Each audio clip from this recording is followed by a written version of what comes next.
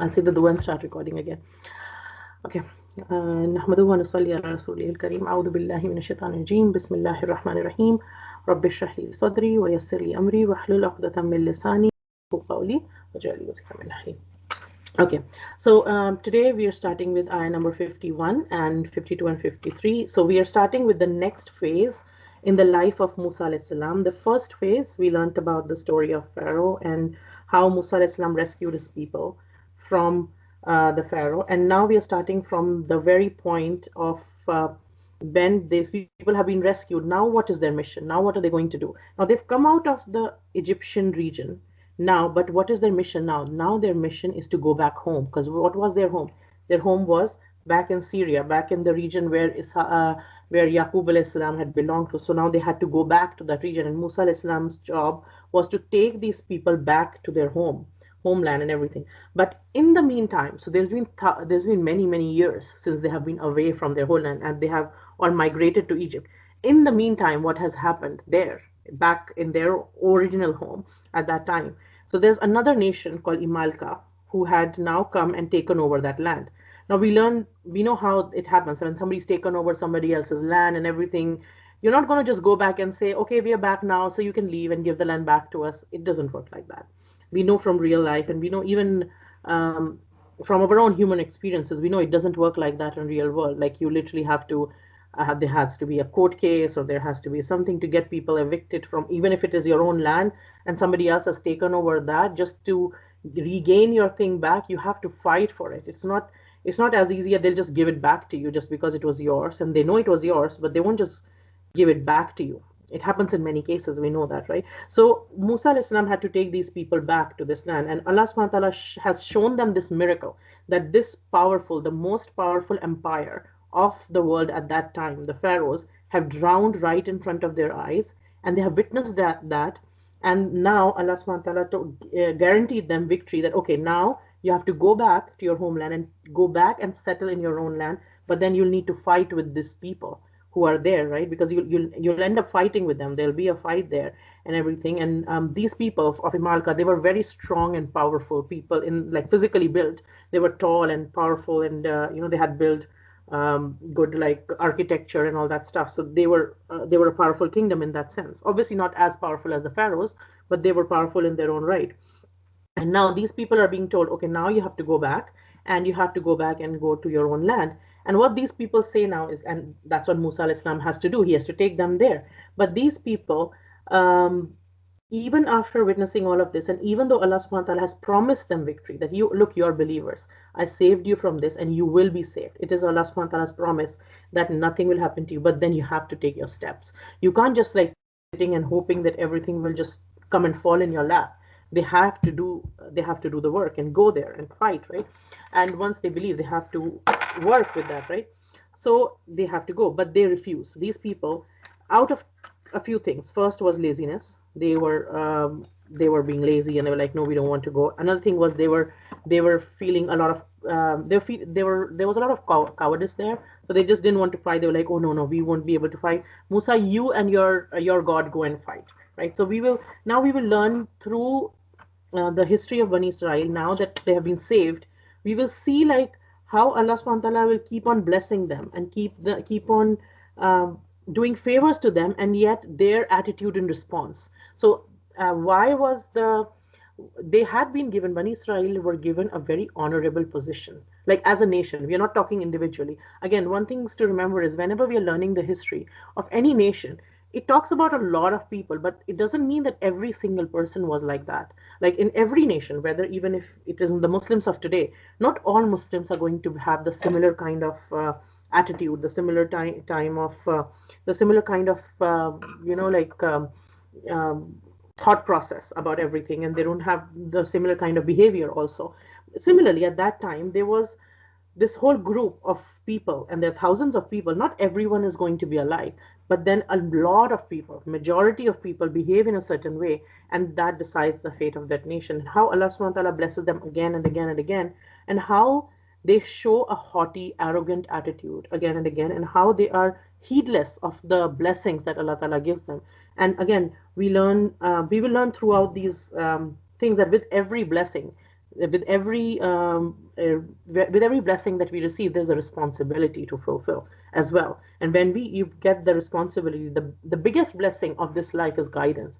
And when you get the divine guidance and yet you show arrogance after that and you don't fulfill your responsibility, then there are consequences to that, right? And if we look at, so there are two stories going hand in hand in a sense. We are looking at the history of Bani Israel, and at the same time we are looking, these ayat are being revealed at the time that the Prophet ﷺ is speaking them, reciting these ayat, and the audience there is the Bani Israel of the time of Medina who is listening to these ayat, right? So there are two stories going in parallel. For us, both of them are history, right? At the ayat were being revealed, one of them was the present and one was history. But for us, both of us, them is history now. But we look at it, both of them simultaneously sometimes. So these people, the whole of generation is being addressed, both past and previous, like the previous and then generations of Medina and of Musa alayhi salam. So with that context, keeping that in mind, we will see this, that how it is also addressing the people at the time of the Prophet ﷺ, that how their behavior is mirroring the behavior of the other people which were of the past, right? So now the job of Musa alayhi salam now is, now they were in Sinai Peninsula at this time, and now the job of Musa alayhi salam is to do their tarbiyah and take them back to their homeland, which is Syria. So at this time, what happens is Musa alayhi salam, the ayat that we will read is, we'll start with that now. So in ayah number 51, it says, Wa'id, and when, Wa'adna. Wa'adna is a promise, like Wa'adna is like an appointment, a promise between two people. When it is Wa'adna, that's what it refers to, between two people. So the promise, the appointment was between two parties. And what were the two parties here? Musa alayhi salam and Allah subhanahu wa ta'ala. So this was an appointment which was fixed between Musa alayhi salam and Allah subhanahu wa ta'ala.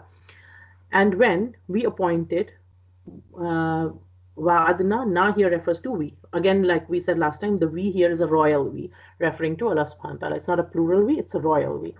Musa, for Musa, arba'ina, arba'ina means 40, laylatan, laylatan means night, thumma, thumma is then.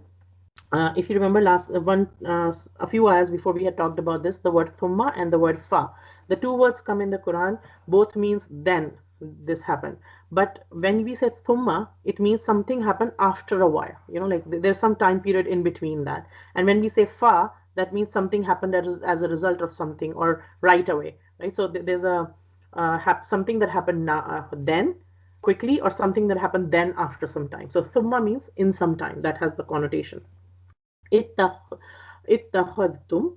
Ittakhada from akhada means to take something. Tum refers to all of you here. Okay, so ittakhadtum, all of you took. Al-ijla, ijla is the calf, the baby calf. It means like a 1-month-old baby of a cow, a very young calf. And one of the meanings of, we will actually talk about the meaning a little later when we go into more detail. Min ba'dihi, min from, ba'dihi, after him. Okay, so he here refers to Musa alayhi salam, after him, as in after Musa alayhi salam had gone for his appointment. So there is, when we learn, when Musa alayhi salam is taking these people have refused to go and fight with the people of Imalka now. So now they are left in this area. Now that they are in this peninsula by themselves and everything, Musa alayhi salam wants to learn something and he wants to go, and there is an appointment with Allah. He wants Allah subhanahu wa ta'ala to guide them, to tell them what will make him happy. And that's so Musa alayhi salam went for this appointment. And when he went for this appointment, mim ba'dihi, after him, wa antum, and you, zalimun, were wrongdoers. Zalimun comes from dhulm, right? So dha, lam, and mim means to do wrongdoing, to do something, to put something where it does not belong. That's the literal connotation, but we'll go into more details later. So, and when we appointed for Musa 40 nights, then you took, all of you, what did you do? In the meantime, when there was this appointment of Musa, you took the calf. Now, we will talk about it a little later. What did you take the calf as? What's going on here? From after him, and you were wrongdoers. So the Bani Israel are being addressed here. That when we made an appointment with Moses for 40 nights, you took for worship, the kaf after him, while you were wrongdoers. Thumma afawna. Thumma, then, again, like we talked before, thumma is, then means after some time. Afawna. Afawna is from afia, you've heard that. It comes from ayn, fa, and waw. So afaw, to forgive something. Right? So thumma afawna, and we forgave, then we forgave. Anhum, you, mim ba'di, dalika, from, mim is from, ba'da, after, dalika, that. Okay, so then we forgave you from after that, even after that, we forgave you. La'allakum, so that you may, or perhaps you may. La'alla has two meanings. It is like there's an expectation that, when you do something for someone, there's an expectation that you'd be grateful, that somebody does so much for you, then they'll be like a huge favor, then there's an expectation, right? Or there's a hope, okay, perhaps you will do this. So la'allakum, so that you may, kum refers to all of you, so that you may tashkurun. It comes from shukr, sheen, kaf, and ra. Shukr means to be grateful. So then we forgave you, even after that we forgave you, so perhaps you would be grateful. So Allah Ta'ala is telling Bani Israel what happened, that there was an appointment that Moses had with Allah subhanahu wa ta'ala for 40 nights when Musa alayhi salam went there. And in the meantime, while Musa alayhi salam was there, they took the calf, the baby cow, for worship, and they started worshipping the cow, and they were wrongdoers in doing that. That was the wrongdoing, and we will go more into detail in a few minutes. Then we forgave you even after that, so perhaps you would be grateful. Wa'id, ayah number 53. Wa'id, and when, atayna, we gave. So na is for we again, and atayna, atay, it's from hamza, ta, and ya. Atayna, we gave Musa alayhi salam, al-kitab. We've learned kitab before, dhalika al-kitabu la rayba fi, in the beginning of Surah Baqarah. So al-kitab, the book, wal furqan, and the furqan. We learned the word furqan in a little before, when the sea was parted. There was a difference that was made, right? It was separated. So furqan is something that separates. We'll go in a little bit more detail in a few minutes again here. Wal furqan. So, and then we gave Musa the book and the criteria. La'allakum, perhaps you tahtadun, you would be guided. You would be guided here. Guidance here again. The letters in tahtadun is ha, da, and ya, and it's a bit changed in its form, but the core meaning is hidayah, which is the guidance, hadaya, right? So, and recall when we gave Musa the scripture and the criteria, that perhaps you would be guided. So we will go into a little bit more detail now, inshallah, for these three ayat. So the incident now being talked about here is that, as we said, Musa alayhi salam is now taking them back. They've been asked to fight this nation called Imalka, but now these people have refused. There's like, no, we don't want to go. We learn the details of this incident at different other places in the Quran as well.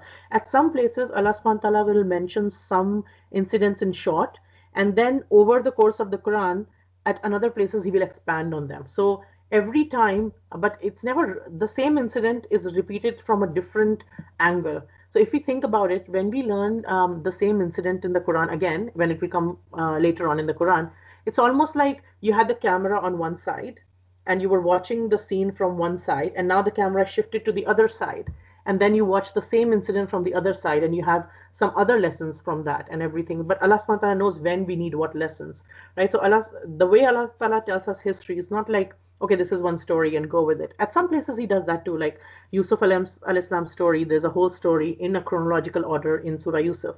But at most other places we learn like bits and snippets from different stories, from different angles. Sometimes it will be in short, like summarized, and sometimes the same incident will be talked about in much more detail. So like they say in the scholars of the Quran say one part of the Quran explains the other part of the Quran.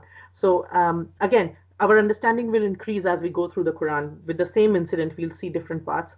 But we learn from now, we will just take care of here. So I'll just give you some details here and there from other places of the Quran as well. So right now, what happens is Now Musa alayhi salam is there, and he has got all these people to lead now. Now they're not going anywhere. Now this peninsula that they are in, there are no homes there, there are no huts there, there's no trees there even. And now these people are in this region by themselves. They had to go to the city, but they refused. So now they have been told that okay, now stay there. And they actually kept wandering in this valley for 40 years. And in the meantime, now Musa alayhi salam is I could talk to Allah subhanahu wa ta'ala. One of the names of Musa alayhi salam was Kalimullah, right? So he can talk to Allah subhanahu wa ta'ala. He used to go and have a conversation with Allah subhanahu wa ta'ala. And Allah subhanahu wa ta'ala called him, and they had like an appointment in which when there was a appointment, wa'da here could be looked as the mutual promise between two parties. So what was the promise of Musa and what was the promise of Allah subhanahu wa ta'ala? Allah subhanahu wa ta'ala asked Musa alayhi salam to come to the mountain of Tur at a certain time where he was supposed to reach there and go there. And in return, Allah subhanahu wa ta'ala promised him to give him guidance, the book, the Torah. So he was going there to get the Torah, the Old Testament, right? So this is a huge event now, another big event now after getting out, and he's going to get guidance for the whole of his nation now. He's going to get the Torah, which the people are going to follow for ages and ages and ages to come.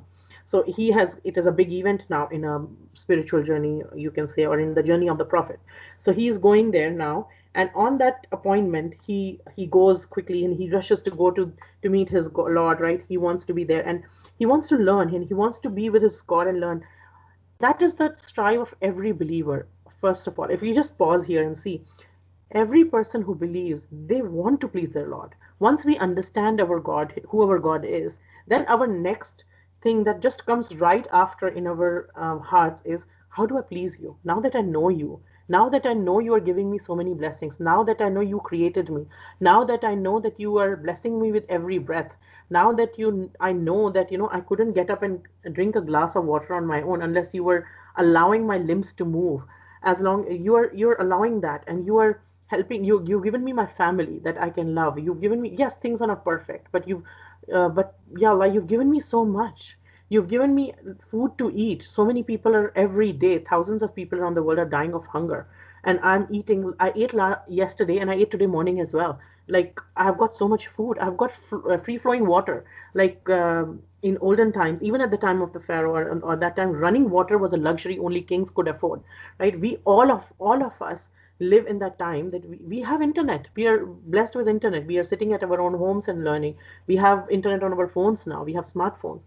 We've got so many blessings. Like if we just start counting, even our eyesight is such a big blessing. If we start just counting the blessing of having an eyesight, it is like amazing. And then once you realize all that blessing, when you look at the sky, when you look at the like the beauty around you, and then you're like, yeah, like you created all of that, and yet you are allowing me. Like if you look at my size, even in my house, I'm like, my hands are small. Even the space of my house is much bigger than me, and yet in this whole universe, Allah Ta'ala has given me a space, and He's allowing me to exist, and not just exist but thrive in a lot of ways, like taking care of not just my needs but also my wants. A lot of my desires are being fulfilled. A lot of the things which are like my the calmness in my heart, so many things. So what is the natural next emotion that a believer has? Yeah, Allah, I know you do so much for me. I want to please you now.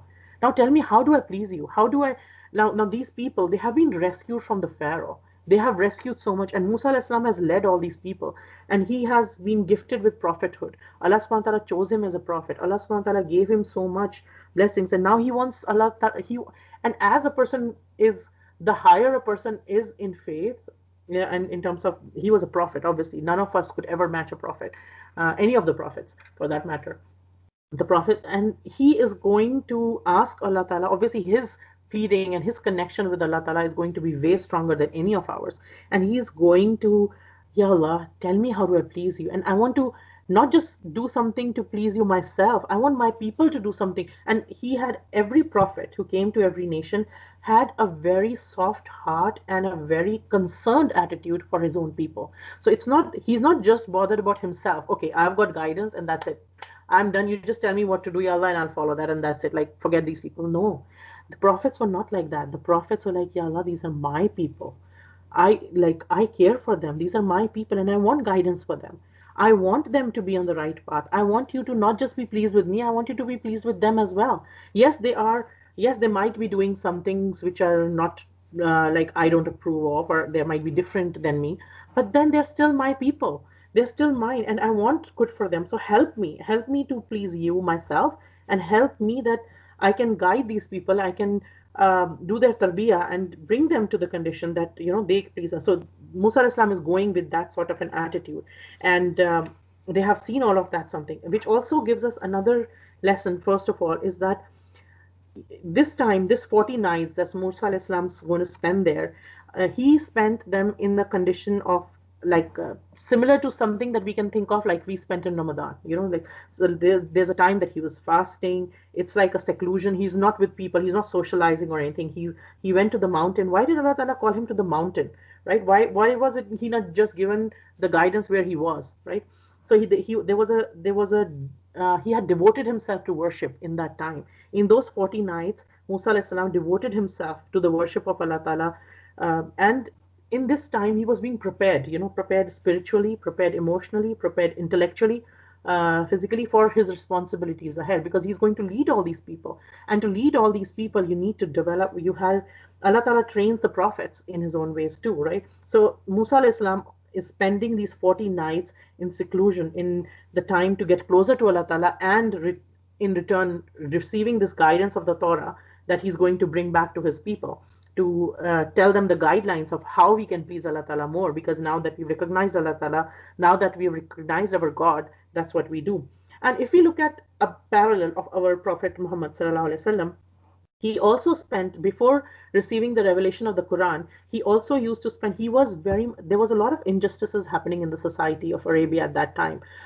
If we learn the history of Arabia at that time, just the pre-Islamic period, just before Islam came, the Prophet ﷺ used to see a lot of injustices happening. Like the baby girl would be buried alive because it was considered like like beneath a person would be congratulated. An Arab person would be congratulated only on two things.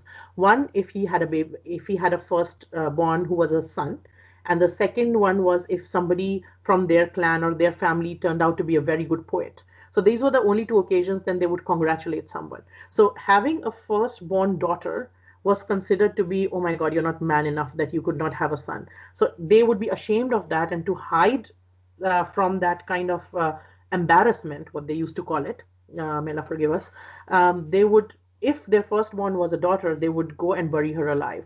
And they would just say that the child was born dead or something like that. And it was a practice which they sort of prided themselves on. They said like, we did something great, and they would actually think that they did something more honorable in that sense. How twisted can shaitan like make people's mentality to be. And there were a lot of other injustices too, like in terms of financial injustices. Like women were obviously not given their rights in the society. There were a lot of marriages could be like, easily a person could have 100 wives. There was nothing to stop it. There was no rights. There was no inheritance rights of any woman. There was no such rights. Everything belonged to the men.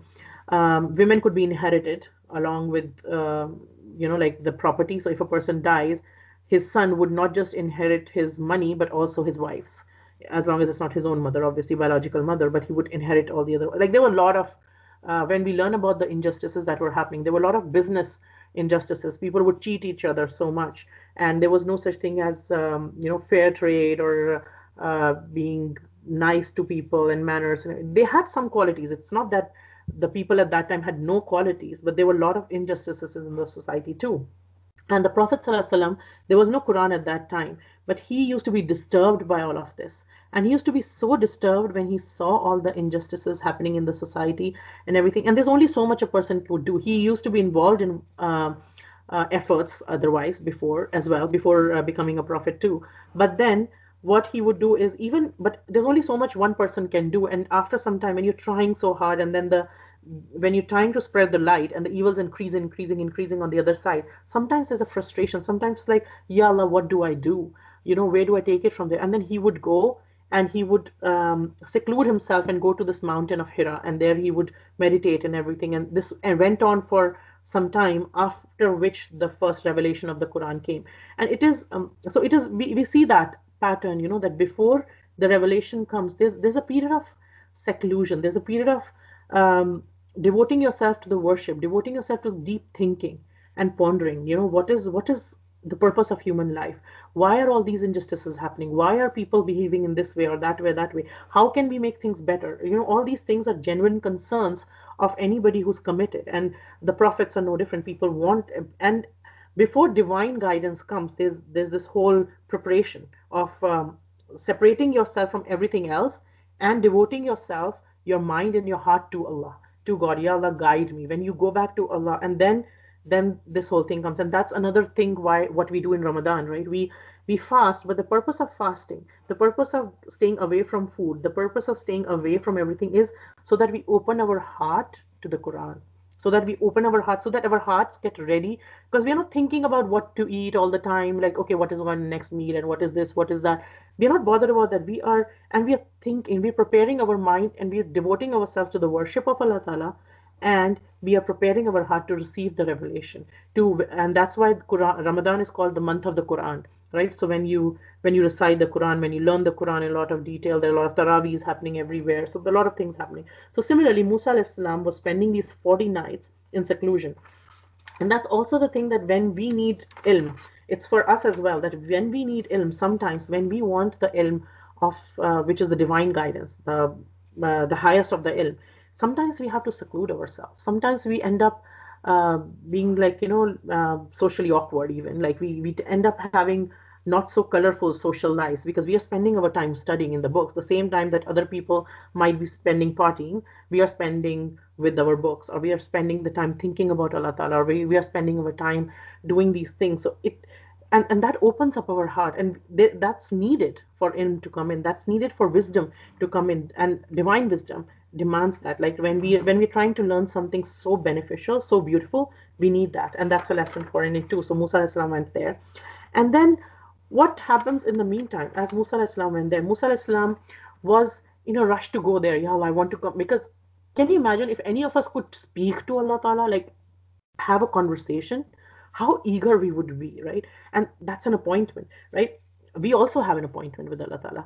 When do we have an appointment? We have an appointment 5 times a day, right? Our appointment with Allah Ta'ala is 5 times a day, when we go and we talk to Allah Ta'ala, and we open our hearts out, and right, and when we start learning more and more of the Quran that we start reciting in the Salah, that starts speaking to us back, that tells us, and Allah Ta'ala guides us in His own ways, each one of us in His own ways. Alhamdulillah. So anyway, Musa alayhi salam went there, he rushed there and everything. At another place in the Quran, it's mentioned that it was 30 plus 10 days. And here in this ayah, it is mentioned 40 days, 40 nights. 40 nights is also a way of mentioning 40 days. Like, like we say, when we are going for traveling somewhere, we say, okay, how much, I'm having a 2 night stay there. When we book a hotel, we would say like, okay, how many nights stay are we doing? We are having like 4 night stay. Basically, what that means is like we're staying there for 4 days and 4 nights. So it's the same way here. Night is mentioned. Layla, Laylata means night here. So wa'id wa'adna Musa arba'ina laylatan. Laylatan means nights, but here it refers to not just the night as in just night only. It refers to 40 days and nights, but it's an expression of saying, like we would say, like I just said about a hotel or something, right? So for these 40 days, so it was 30 days, but seeing the eagerness and seeing the commitment, and like the thing of Musa alayhi salam, Allah subhanahu wa ta'ala increased it by 10 days. Okay, so you have 30, but then you have 10 more, right? And you had extra 10 more nights, days and nights to spend in conversation, in worship of Allah Ta'ala by himself and everything. So he's having that extra 10 days. Now, in the meantime, these extra 10 days that Musa alayhi salam is here, he was supposed to return to the people before, after 30 nights, but he stayed for these extra days. In the meantime, his people who are there back, who are waiting for him to come back, this extra 10 days became a means of fitna for them, a fitna, like a test for them, right? So what happened in this test? And in this test, now some of these people were like, oh, you know what? There was a person called Samiri. We learn about him, Samri. We learn about him at other places in the Quran. It's in Surah Taha from ayah 85 onwards, but I won't go too much into details about that. We'll go at it eventually. But basically, this person tried to become the leader of the people there. Musa alayhi salam had left his brother, who was also a prophet, Harun alayhi salam, in charge in this time when he had gone to the mountain. of Tur, that okay, Harun alayhi salam, you take care of them. Now, one other side point here is um, a, a lot of changes were made in the Bible and the Torah as times went on, and a lot of prophets' dignities were compromised. The stories were changed, and some of the and that's a trick of the shaitan, right? As the stories were changed. So, in the testament that some of the books that we see today from other faith traditions, Harun alayhi salam is said to be one of the people who started this other practice too, who was involved in this practice too. But Quran actually clears him and saying no, he was not. He was an innocent person. But we'll learn about it later. So this other person, Samri, he tried to become the leader of all these people, and he kind of like got ahead, and all these people who were Egyptian, who Bani Israel, who had come from Egypt, if you think about it, they had left their homes in a rush. And if you are leaving your home in a rush and you're trying to flee the whole country, what are you going to carry with you, right? When you're leaving and you have to leave overnight and everything, and you're going to be now these people won't carry their beds, these people won't carry their furniture, these people won't carry, they would carry just enough food and their families, and what they would carry is their gold and silver, right? Because that's what most of us would do when we have to leave someplace. We'll take our essential belongings and then we would take our precious stuff. So these people had carried with them a lot of gold. They had a lot of gold with them, which they had brought with them. But they were now carrying it. They had no homes, they had nothing, and they were like getting impatient, and they were getting like things. They were like, "What do we do with all of this gold that we have?" Now they can't sell it to anyone. There's nobody there to sell it to. They're like in a plain desert. There's nobody there. There's no home. There's nothing.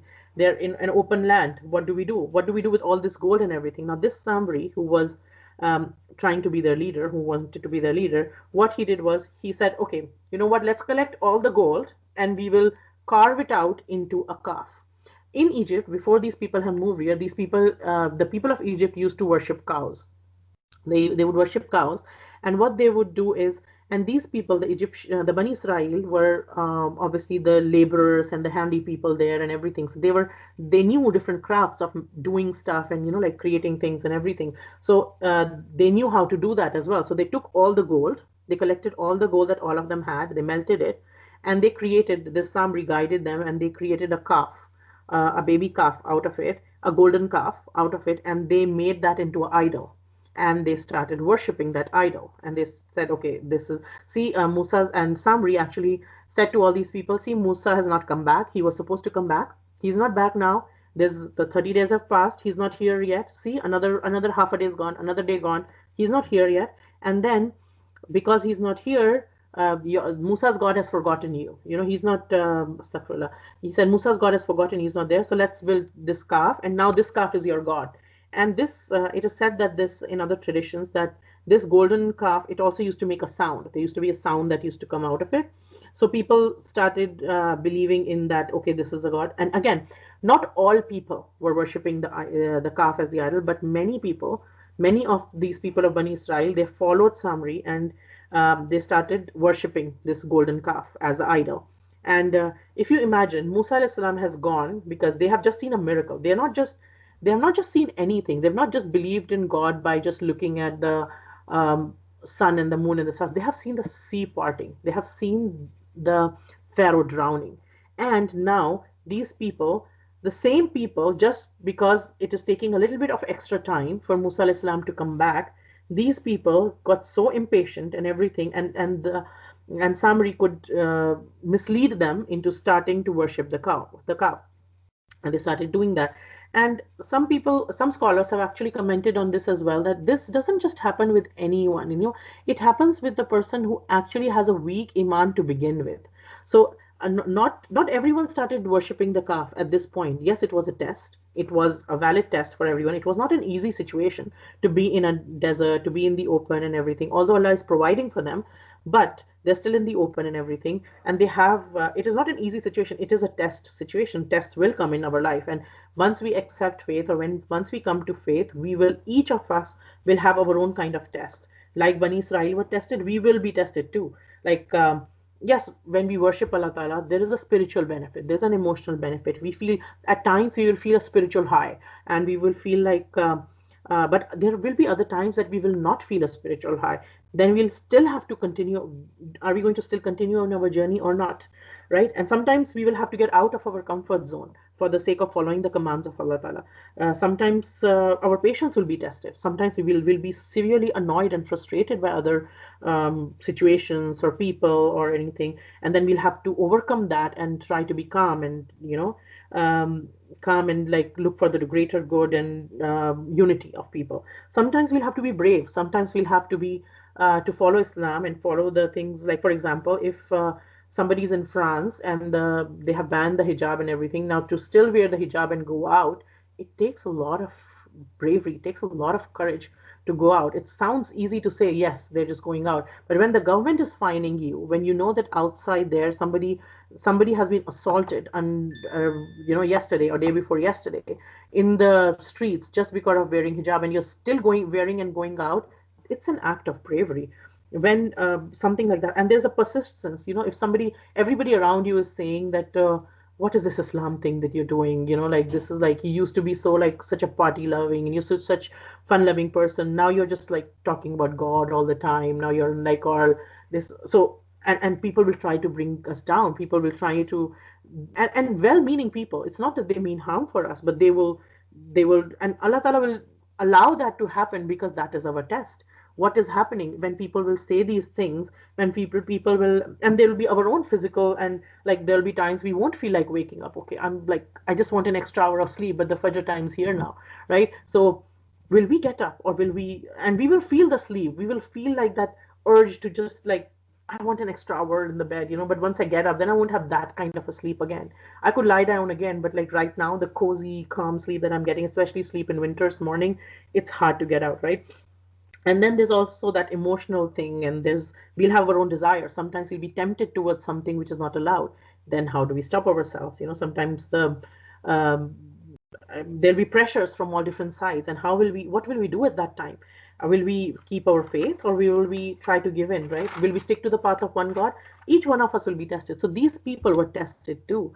And what did they do? A lot of them, not all of them, again, I'm mentioning it again, not all of them. We can never paint all people with one big paintbrush, right? We are talking about a nation as a whole, but that doesn't represent every single individual. There are good people and there are bad people in every community, and there are people who are at different levels of piety in every community too, in every group of people too, right? So these people, a lot of them, what they did was they started worshiping the calf. They started, and they were misled by this person called Samari, and they started worshiping that.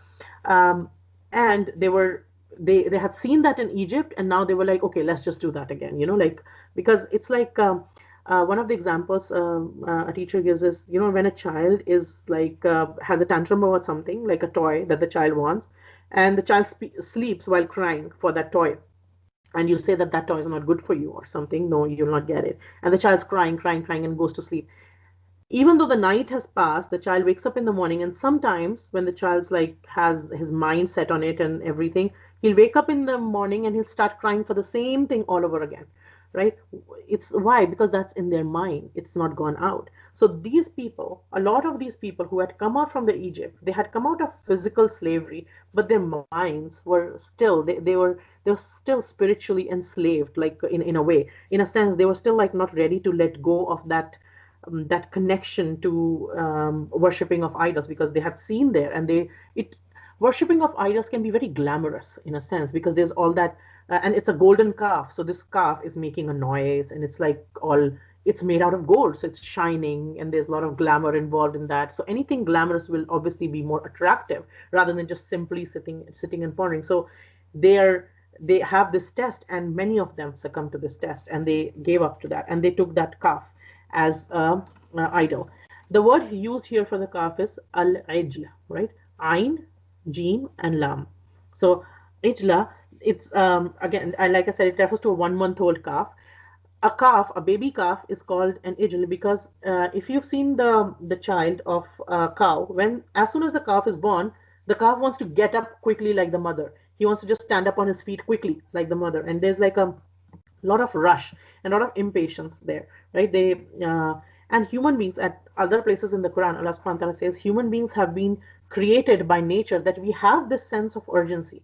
We have this sense of eagerness and rush and keenness to do some things quickly. We have the capacity, everything that Allah Ta'ala blesses us with, we have a capacity to take it towards, there's a balance, and then there is one side extreme, and then there is other side extreme, right? So, and there's a balance, and Islam is also called the path of balance, right? So how do we balance this?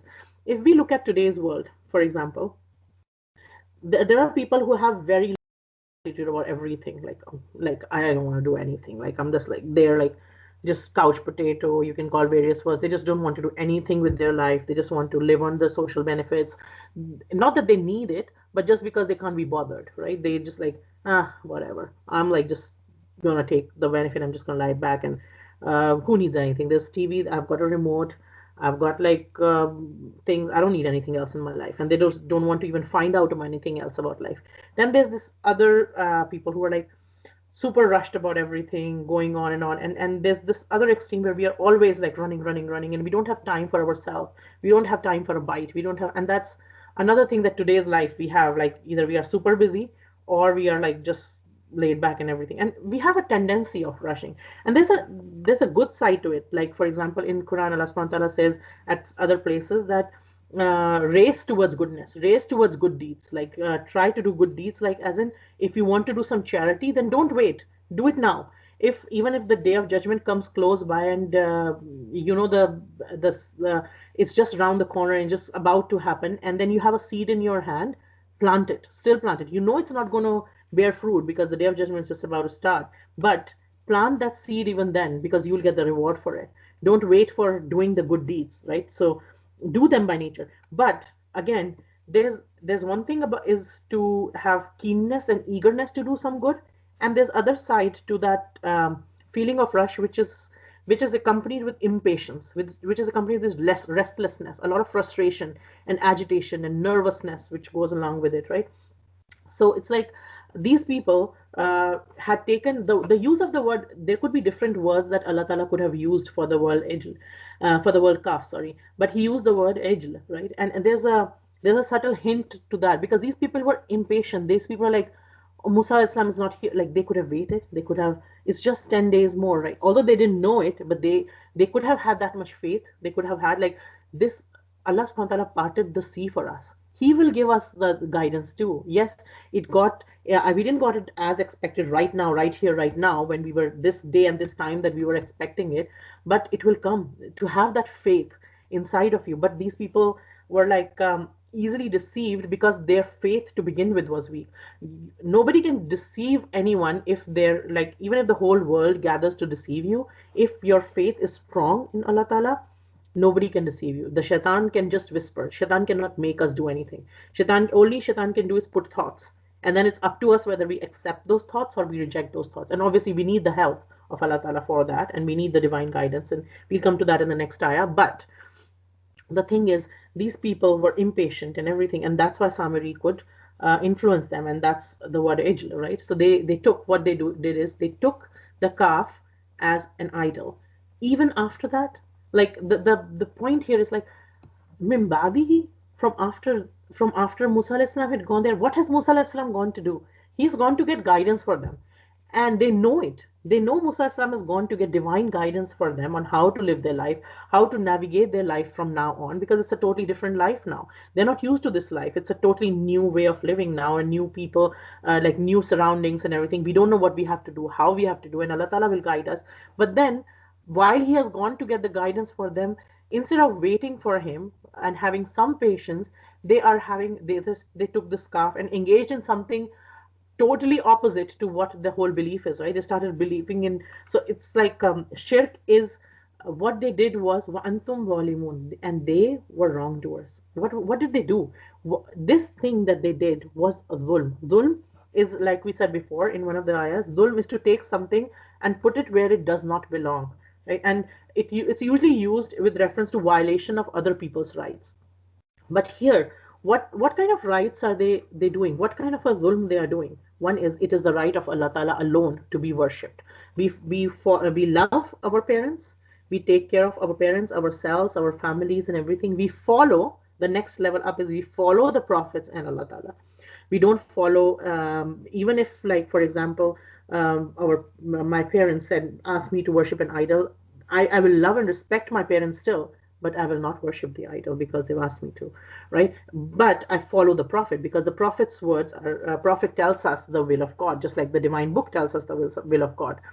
And but the worship is not even for the prophet. The worship is for Allah Ta'ala alone, right? The worship belongs to Allah alone. And there's no partners. That's why we say La ilaha illallah. There's only God. The only God that we have is no other God. So these people violated that very thing that they're supposed to establish. Now, if we remember the story of Adam alayhi salam, when Adam alayhi salam was created and sent as a Khalifa to this earth, what was the point of being a Khalifa on the earth? The point of being a Khalifa on the earth is you have to spread amongst yourself and your children and other creation. Other creation do the worship of Allah Ta'ala intuitively. But human beings, we establish that worship. Human beings are supposed to be Khalifa on this earth to represent the worship of Allah Ta'ala, to show all other creation, to show the angels who were worried with the creation of human beings, to show everyone that this is how you worship Allah out of choice. We have a choice, and yet we choose to worship Allah Ta'ala, right?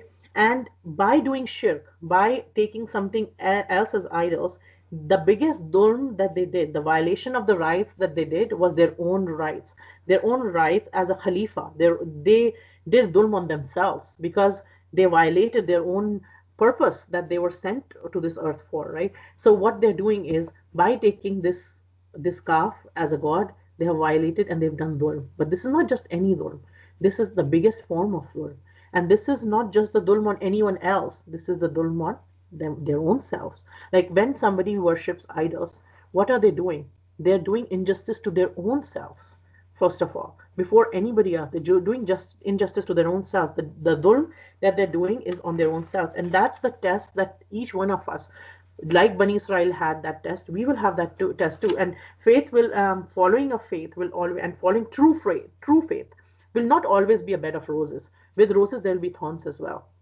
And then what do we do when the thorns prick us? What are we going to do that time when we don't feel that all like high and spiritual and calm and everything? But when the same faith, like when we have to challenge ourselves, we have to get out of our comfort zone, when we have to be patient, when we don't feel like being patient, then what are we going to do?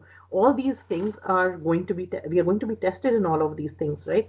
So we're going to have to follow all of these things.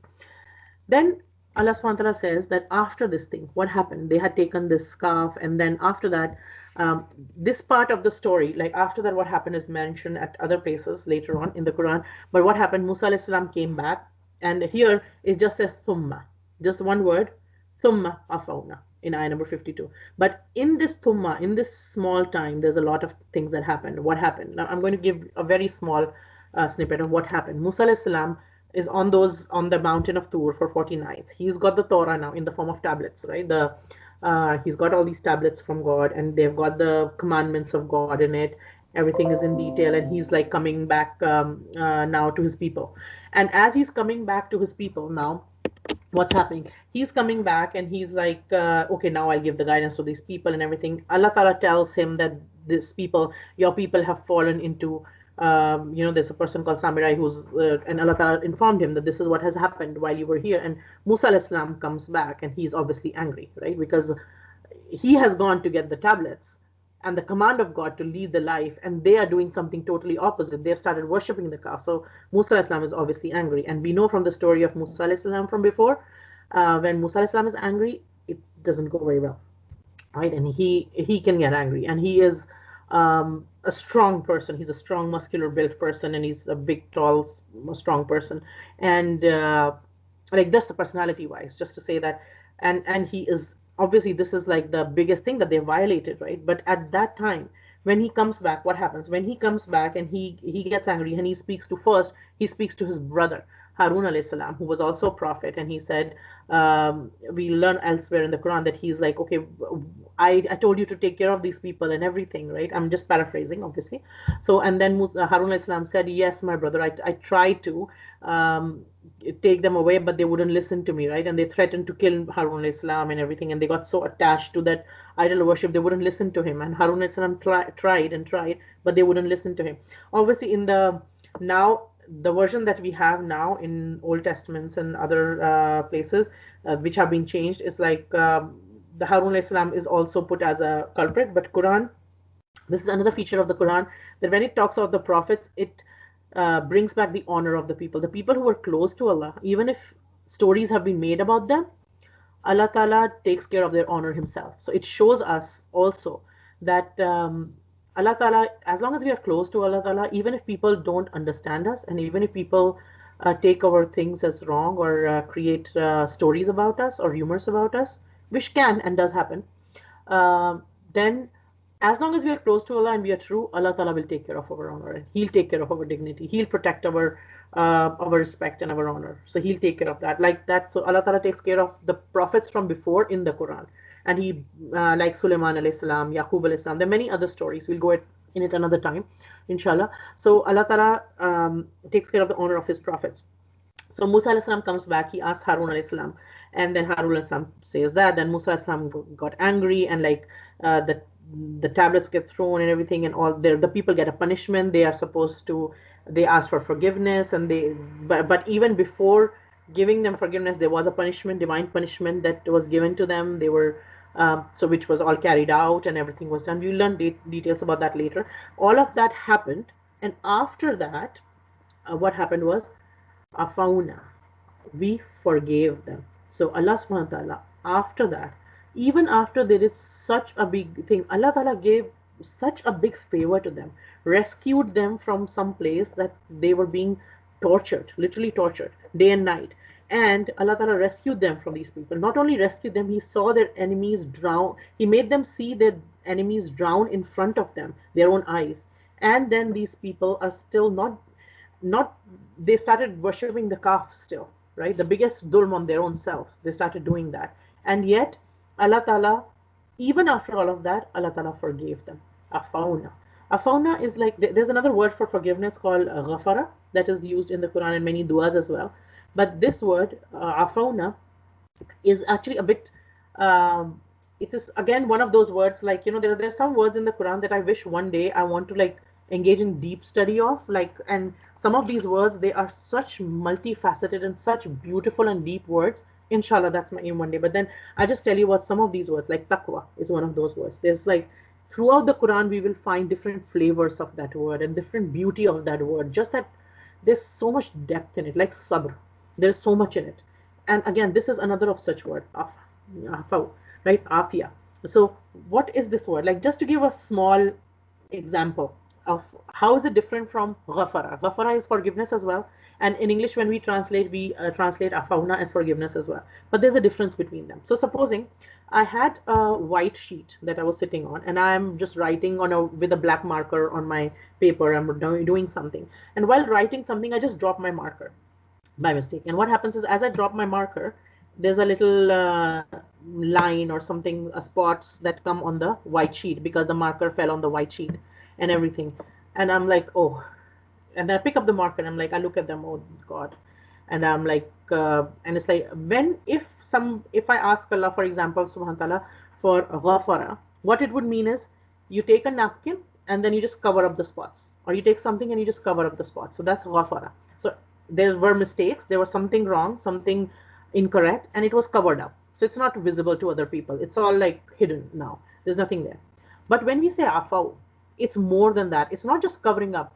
It means if I were to ask, it's a silly example, but just to get the point across, when this white sheet, and there are all these points there, and if I'm making dua, Allah, I'm asking for afaw, right? Afia. When I'm asking for afaw, what happens is, for afu, it's Allah Ta'ala will not just cover it. He'll bleach the thing.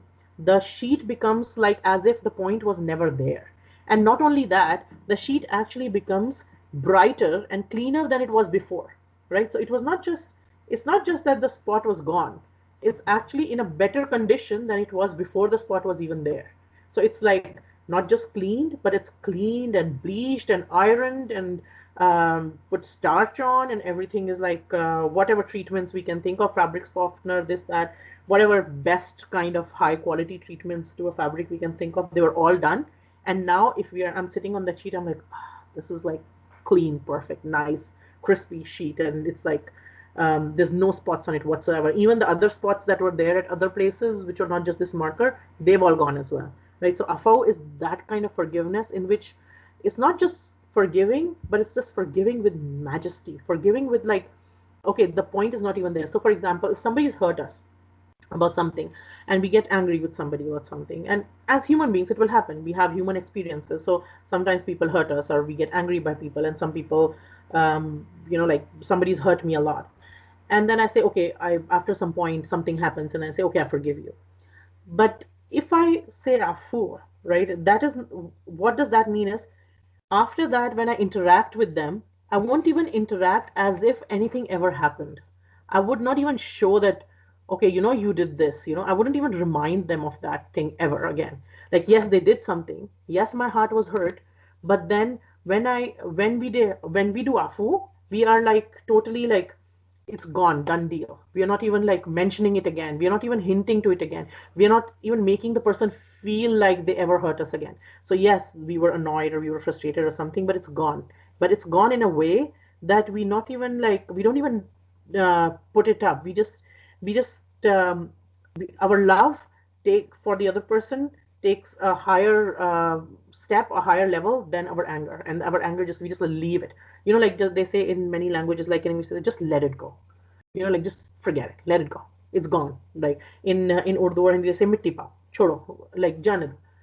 So it's like to cover something up and then just forget it. Like it's gone, done deal now. It's not even there. So Allah Ta'ala, after even their shirk, what did Allah Ta'ala do? He forgave them, but not just, He didn't just forgave them with ghafara, He forgave them with afu, like He forgave them in a way that like He gave them even more, right? And their position was not taken away. Their position of spiritual leadership of the people at that time was not taken away. It was still there.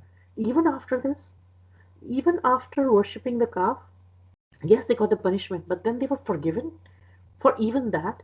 And after, and they were not just any people worshipping the calf. Again, they were the people who seen the sea parting, the whole sea parting and water standing like two walls on the side, witnessing with their own eyes and walking in between that thing and seeing the Pharaoh drown and yet worshipping the cow and yet being rude to their prophet, and Prophet Harun alayhi salam being like threatening to kill their own prophet, and yet Allah Ta'ala forgave them. Like none of us would have that kind of a capacity to forgive someone for anything. Like even if we forgive people, we don't never remind them. We remind them, yes, you did something and I still forgive you. Right? We don't have that kind of a capacity. And subhanallah, when we learn about Allah Ta'ala, how He forgives people, and then even after that He forgave you from after that He forgave you. لَعَلَّكُمْ تَشْكُرُونَ لَعَلَّكُمْ تَشْكُرُونَ. So that, what is the expectation of this? What's what's the outcome expected? Any person who's conscious of Allah Ta'ala, when he goes through such an experience, when he goes through things, what is the next expectation? When he has done something so wrong, he knows he's done something so wrong, and he knows he has asked Allah Ta'ala for forgiveness, and Allah Ta'ala forgives him. Then what's the expectation? The expectation is, now you'll be grateful. Ya Allah, you forgave me. I did this and you still forgave me. You still allowing me to touch your book, even though I did this and you forgave me. La'allakum, it is hoped for that you will be this. There is an expectation. And what is shukr? Shukr, again, is another one of those deep words. Shukr has three parts. Scholars say it has three parts of being thankful, being grateful. Has three aspects to it. One is in our heart, that when we feel thankful towards something or someone, right? When we feel thankful in our heart, somebody does something for us and we like, thank you for doing that. Like we just feel in our heart and we just make dua for them. Like when somebody does something nice for us, we are like, even they might not even know it that we are feeling thankful, but we just feel thankful, and then we just like, ya Allah. Even we might not even know the person personally, but we'll be like, this thing benefited me so much, ya Allah, reward this person. We have this feeling in our heart of thankfulness. The second expression of gratitude is by our tongue, that we go to the person and actually say thanks. It is, you did something good, thank you for that. And we are mindfully and intentionally saying thanks by our tongue. The third kind of thankfulness is by our actions. They say it's shukr bil jawari, which means shukr from all our senses. So what we do is we use our senses when we are showing our shukr to Allah subhanahu wa ta'ala. We do shukr in three ways, right? We do again shukr in our heart, that we thank Allah ta'ala in our hearts, we recognize Allah ta'ala's blessings, then we express it with our tongue, right? We say alhamdulillah, alhamdulillah. So just alhamdulillah is an expression of thankfulness from our tongue. And then from our senses, meaning we utilize our senses. We see what Allah Ta'ala will be pleased with. We eat what Allah Ta'ala will be pleased with. We say what Allah Ta'ala will be pleased with. We walk in the direction of the things that Allah Ta'ala will be pleased with. We, we smell the things that Allah Ta'ala will be pleased with. We try to keep away from the places which have things that might displease Allah Ta'ala, so we are doing these things. And this other chance, these people have literally got another chance with Allah Ta'ala. Literally, if we see like that, they have got literally, like, for example, if we, again, a silly example, but like this life example, this life is meant to help us understand and things, right? And Allah Ta'ala said that He's not even ashamed to give an example of a mosquito. So whatever example we can give, we should like utilize that. So supposing there's a couple who gets very close to divorce.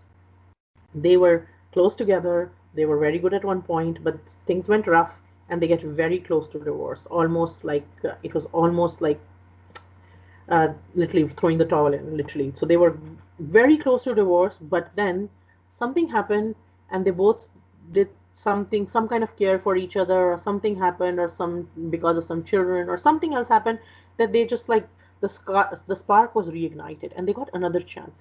Now when they got this another chance and they feel, okay, yes, they both do still care for each other. Now when they go back to their marriage, it is literally another chance of their marriage. Now they will put in that extra effort because they've seen how close they had got to losing each other. And as long as both of them are committed, now they'll put a renewed kind of an effort, because now they would put like, you know what, I could have lost him. And or he would think, I could have lost her, and like, he's important to me, she's important to me, let me make an extra effort for this, let me try harder for this, let me try to be nicer, and let us try to make it work. And they'll put that extra effort. So similarly, these people now that they've got this another chance with Allah Ta'ala, they were very close to losing it all, and now Allah Ta'ala has given them another chance. So what was the expectation? That now they have got this another chance, they will be grateful. Now they will have that extra effort now that you got so close to losing your position, but you got it back, you sought forgiveness and Allah forgave you. He's told you He's forgiven you. Now, yes, you should run. Now you should be like racing for goodness. Now you should be doing much more goodness. Allah Ta'ala saved you from something. He got you back. You were so close to fire. You were close to falling down on a cliff, and He pulled you back. And He pulled you back and saved you. So now you have got another chance. What does it mean for us? As Muslims, as believers, what it means for us is every morning, in fact, every single morning when we wake up, we've got another chance. Allah Ta'ala gives us another chance. Every time we wake up and we open our eyes in the morning, we have got another chance. We've got this chance again to do better than what we did before, right? And shukr is also the word in Arabic, in old classical Arabic, it's also a word used for an animal, a pet animal, that shows from its good health that my master is good to me, right? So shukr is in the way of like showing that your God is good to you, like, and then expressing it through all these different ways, through your heart, through your tongue, through your actions. And the opposite of shukr is complaining. So when we complain all the time, if we are complaining, okay, this is wrong and that is wrong and this is bad and that is bad and this is that and this and that, what are we doing? We are cutting off shukr. We are not being grateful for anything. When we are complaining all the time, yes, there are times when we are a bit low and we need to voice out something, and then we get over it and then everything. But then if we keep living in the past and keep reliving and reliving and reliving and reliving all our pains of the past again and again and again and again, what will that do? It will not help us. It will remove that feeling of gratitude from us, and we'll keep reliving those pains of the past again and again. So what Allah subhanahu wa ta'ala teaches us is, yes, whatever happened has happened. Allah Ta'ala teaches us with this word afu. It's gone now. It's all clean. Now don't look back now. It's good. Move ahead now. Let it go. Now it's all good. Let it go. Go ahead. March ahead. Now you've got a purpose ahead of you. Come on. Go ahead. Do good deeds. Now these people have got another chance now. And then what has happened now? وَإِذْ آتَيْنَا مُوسَى الْكِتَابَ. And when Allah subhanahu wa ta'ala, and how did they get this other chance? What is this other chance they have got? And how will they show this gratitude now? Now, in a practical way, they'll show this gratitude through this book that Allah Ta'ala gave Musa alayhi salam. Now, this book that Allah Ta'ala gave this to them was wal Kitab wal Furqan. Furqan, which divides something, something that divides between right and wrong. So a Furqan or a difference would have, how does it do that? It will have commandments in detail. So divine books, what they do is they have commandments in detail, whether it was the Torah before or is it the Quran now. Divine scriptures, what do they do is they give the commandments of God in detail. And as we progress in our journey, we learn more and more, and they become a standard for true and false. Like in this world today that we live in, it's very easy to understand this. We have opinions and counter opinions about every single thing in the world. You can talk about weight loss or weight gain. You can start a discussion about any single topic in the world. You start a discussion about, there'll be opinions and there'll be counter opinions, and there'll be like what sounds like a valid argument on each side. And if we start taking any one side, then there'll be so much opposition. And especially social media, we see like comments and this and that, and everybody's like trying to tear each other down, and just because somebody doesn't agree with me or something like that. So there's a lot of opinions and counter opinions and debates and everything happening all the time, right? But the thing is, this book teaches us that the standard for true and false, how will we determine what is true and what is false, will come from divine commandments. That is Furqan. Furqan is something which tells us what is clearly true and what is clearly false. So the divine commandments do that. Furqan also gives us a clarity of purpose. So what is our purpose? It will bring more and more clarity to us as days go on and as we connect more. And through them, we will gain insight and wisdom to guide our steps of how to walk, where to walk, and what to do. Like, for example, Musa alayhi salam had the miracle when he was in the court of Pharaoh. He had this staff which turned into a snake, and that snake ate up all the little sticks of the magicians which were wiggling because of their magic, and which seemed like a snake because of the tricks of the eye and things like that. But Musa alayhi salam's staff, the way it became a snake, it became a real snake, and it ate up all of them. And magicians, and it was a Furqan, it was a clear-cut difference. And magicians, that's why they dropped, and they did such that, and they said that we accept the God of Musa alayhi salam, right? So that's what happened at the court of Pharaoh. So it was a Furqan, the miracles. Some scholars have also said that this Furqan refers to the miracles that were given to the prophets, and different prophets were given different miracles at that time. And also the thing is, Al-Kitab and Furqan, some people have also said that these are different miracles that come, and they go hand in hand together, right? So one is the book itself is a Furqan. The Kitab is, so whether it was a Torah at that time, the original Torah, which was given by God, not the one which has been changed over the years, but the original one which was given. And similarly, the original Quran. Any time any divine book came from God, the original book was the Furqan. It taught correct guidelines of the right and wrong, right? But then another point here is another interpretation of this is that it also refers to the ways of the prophets. So, for example, the book and the prophet, they go hand in hand. So humanity has received divine guidance through two channels: word of the Almighty God, and the prophets were inspired by God to communicate this will to the mankind, and they show us the practical implementation of this. So, for example, Quran teaches us Aqimus Salah, go pray Salah, go pray your namaz and everything. But then Quran doesn't teach us how to pray Salah, right? The way to pray Salah, and it doesn't teach us the exact time when Fajr will start and Fajr will end, and Zuhr will start and Zuhr will end, and Asr will start and Asr will end, and Maghrib will start and Maghrib will end, and Isha will start and Isha will end. Quran will not give us that. That we will learn, and how to pray, the how we'll move our body, and what are the duas we will say, and all that thing. All that, who will teach us that? That will come from the Prophet.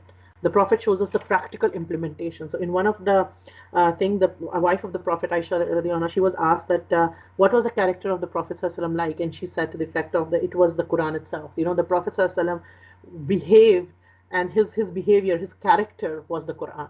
So he demonstrated for us what believing and following the Quran looks like, so that we have a clear role model. And that's why the Prophet is important. Whenever Allah subhanahu wa ta'ala sent any divine book, he always sent a prophet with the book to show us. Because even we learned from Alif Lam Mim, right at the beginning of Surah Baqarah, we learn Alif Lam Mim. We can never know the meaning of these words. The meaning of the Quran, one of the lessons, we don't know the meaning of Alif Lam Mim still, but the meaning of the Quran, the letters of the Quran, how will we know that? We need the Prophet to teach us that. So each one of us, one of my mentors, she says that um, each one of us, when we are learning from the Quran and when we are teaching the Quran and when we are learning the Quran, whatever we are getting from it, all essentially goes back from to the Prophet. We don't invent things on our own. We only go back until where the Prophet ﷺ taught us, and that's it.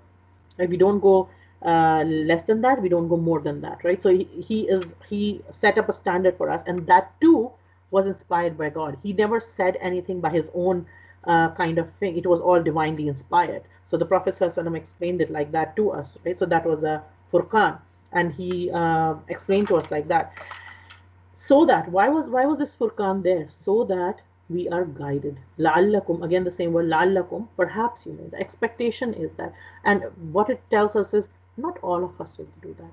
Even all of us intend to do that. Some of us will get deviated on the way, and we have to stop ourselves to get deviated, to stop ourselves, we have to tie ourselves really, really, really, really tight. So if we think about this, if you think about it like we are doing rock climbing, or we're climbing the Mount Everest, for example, and we have this harness and everything, this harness is the Quran, the harness which is holding us together, and we have to hold on tight to our harness, because yes, we have to climb up, and yes, it is dangerous, but as we are climbing up, we need a safety, and our safety is the Quran, is the divine commandments, which are the Quran and the Hadith, and whatever Allah subhanahu wa ta'ala taught us through the Quran and through the Prophet sallallahu alaihi wasallam. Right? And which brings me to one last point. I'll just share one last point, and then I know I've gone a bit ahead.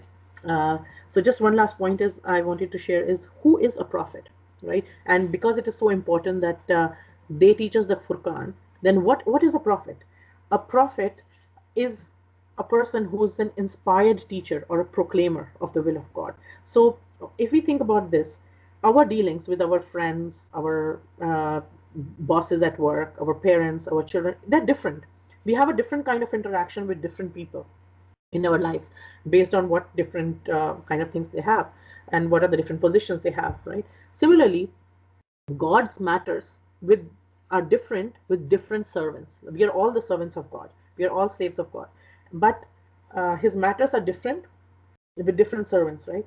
And the prophets are His distinguished servants, right? And if we look at even this world, even in this world, we know if we have the biggest kings of this world that have passed before or whatever. The majesty of the kings of this world is that they speak through dignitaries and diplomats. They don't speak directly to each person. So if a king has to pass in the olden times, if there was a huge king or something, if he had to pass an order, he wouldn't knock on everybody's doors and go and say, okay, this is my order and you have to do that. This is my order and you have to do that. No, there would be dignitaries and there'll be diplomats who will go and pass on this message and everything. And this is the majesty of any king in this world, like a very normal king. God is greater in majesty than any king, right? He spoke to us through the medium of his chosen prophets. Who were these prophets? These prophets were trustworthy, honest, noble, nearest, dearest, and innocent people. The first of the prophet was Adam alayhi salam himself, and the last prophet of humanity was Prophet Muhammad sallallahu alaihi wasallam. There have been a large number of prophets to the mankind at different places and different time in human history. Some people say that there are over 130,000. There are different narrations to that effect, but we don't know the exact number, but there have been in hundreds of thousands. We know that for sure. So there have been very large number of prophets. Through the Quran and the Hadith, we know of only a few handful of the names of the prophets, which are confirmed. We don't know others by name, but we know that there have been several prophets of God sent to different places and different generation of people throughout the history, right? And we know in the Quran, for example, we learned about Musa alayhi salam, we learned about Isa alayhi salam, which is Jesus, we learn about Sulaiman alayhi salam, we learn about Dawood alayhi salam or David, we learn about Yusuf alayhi salam or Joseph, we learn about Yahya alayhi salam or John, we learn about Yunus alayhi salam or Jonas. And as I said, the first prophet was Adam alayhi salam, and the last prophet was Muhammad sallallahu alaihi wasallam. We learn about Ibrahim alayhi salam or Ibrahim. We learn about all of these prophets in the Quran, right? So these prophets are selected by God to tell these things. And whenever a guide from God appeared to mankind and to redirect mankind's steps, because what is guidance? Guidance is if somebody tells us the way, okay, this is the path, and we are asking, okay, what is the path? And somebody comes and shows us the way, then what do? We don't keep standing, right? Once we know the path, the point of the path is you walk on it, right? So the point of guidance, if our GPS tells us something, the point of guidance is, okay, we take that turn. We don't just keep listening to the GPS and keep going. If the GPS tells us to turn right, we don't just keep walking, driving straight. We turn right. We want to get to our destination. The point of guidance is we follow it, right? So the purpose of this guidance, when these people, the prophets, came to mankind and they told them about the steps of this is the will of God and everything through, and they have the divine book, and they would also talk through their own the inspiration that Allah Ta'ala will give them about explaining the book, right? Because there's one thing as a book, but there's also an explanation of the book. And the prophets used to explain the book and preach to people to mend their ways and get the true spirit of the laws of God and everything. The people have always asked for, they claimed miracle, they asked for miracles from the prophets to prove that they're prophets. That's happened in every time. For example, Isa alayhi salam, he used to heal people. Jesus, he would touch people who was born lepers and they would get healed. Musa alayhi salam, we talked about the staff the other time, which turned into a snake. And Prophet Muhammad sallallahu alaihi wasallam, the Quran is said to be the biggest miracle. Like it's not a seen miracle, but is an oral miracle and everything. And we'll talk about this topic another time, inshallah. So all these miracles, they become a furqan. Together, the divine book and the divine thing, the talk of the prophets, how the prophets teach us, and they become a role model to us. They all become divine guidance for us. So that's how it was given to Musa Islam. Inshallah, I'll stop here, and I'll ask all of you if anybody wants to share anything. I'll read the dua first. So if anybody is in a rush, if they need to go, they can go, and then we can just have a discussion. I'm open to staying as long as you guys want.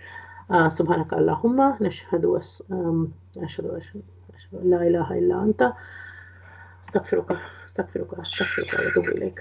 May Allah forgive us, and may Allah accept this from all of you and for us, from me, and may Allah, just as He has united us today in this world, He unites us again in Jannatul Firdaus, and forgive all my mistakes. All good from here is from Allah Ta'ala, and all shortcomings are my own. So, anybody wants to share anything? Sister Fatima? No, sorry. It's another Fatima. But go ahead. Okay. Anybody else? I want to say, but I want other people to go first. Okay. Inshallah. Anybody wants to say anything? Sister Diana, do you want to say? I have a question. Okay, sure. Go ahead. Is there any precise number of how many prophets we know by name? So by name, some people have given 25 prophets. A lot of people mention 25. Some people have also mentioned 32 when they look at different traditions. We have other prophets which have been named, like from the Quran, we know 25. And there have been other prophets which are mentioned in biblical traditions, which are not mentioned in the Quran. But for them, which have not been mentioned in the Quran and Hadith, we say we don't know for sure. We leave it at that. They could have been, they could not have been. We don't know, because we don't know in other books what part has been changed and what part is still intact. So we just say we don't know. For these people, we say for sure by name. The 25 who are mentioned in the Quran, and some people mention through Hadith that the reference is made to another few, and they give the number of 32. Wow. But 25 we know for sure. Wow. And is there any theory why only 25 were introduced, and why not more if we could benefit from them? Yeah. So, like one thing that some scholars mention is, it is so beautiful that, Allah subhanahu wa ta'ala had the whole human history. Like he owns time, right? He knows the beginning of the time and the end of time, and He has the whole human history. And He chose this book to be the guidance for the mankind until the day of judgment now. Like it's been more than 1400 years already. Yes. And till whatever time is left, this is the book. There is no other book. This is the final book. So whatever prophets He did choose, rather than talking about what He did not choose, but the prophets that He did choose, it tells us the beauty and how close they would be to Him. How important in human history are these 25 prophets? Like that Allah Ta'ala chose them out of all of them. So it shows the dignity of these prophets. It shows the high status of these prophets. It shows the piety and the level of closeness to Allah Ta'ala that they had. So scholars comment on that these two, rather than talking about the 129,800, like 975 or whatever that were not mentioned, think Mhm. about why these 25 were mentioned. That's the Yeah. question to ask. Like that, as we learn this, so it is really important to learn the stories, the life stories, and biographies. And like a lot of people have given talks about this, and inshallah, we'll go over them slowly. But why these 25 are mentioned is the more important question.